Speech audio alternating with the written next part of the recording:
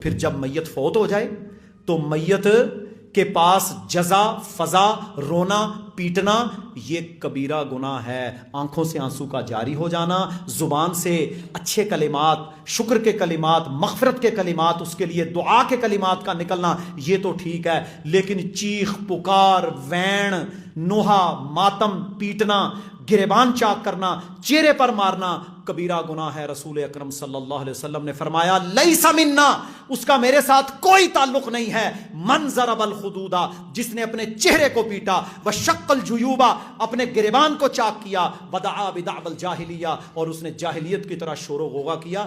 مرنے والے کے قریب شور نہیں ڈالنا.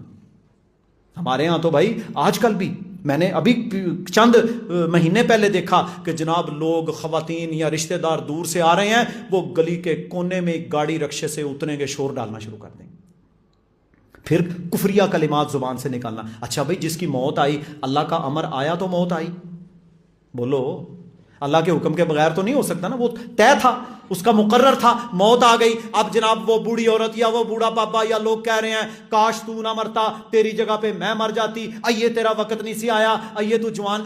سنے میں نہیں یہ الفاظ، یہ کفریہ کلمات ہیں.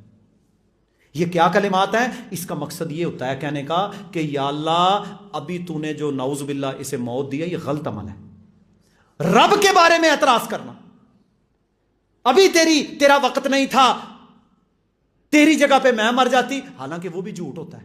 مجھے یہ بتائیں کدا دل کرتا ہے کسی واسطے مرنے واسطے؟ سوال ہی پیدا نہیں ہوتا. تیری جگہ پہ میں، یہ سب جھوٹ ہے، یہ سب کیا ہے؟ دھوکہ ہے. ایسا عمل نہیں کرنا چاہیے. ہاں آپ آئیں، آپ کی آنکھوں سے آنسو جاری ہوں، آپ کہیں یا اللہ تیری رضا پر ہم راضی ہیں، یا اللہ ہمیں اس سے بڑی محبت تھی، یا اللہ اسے معاف کر دیں.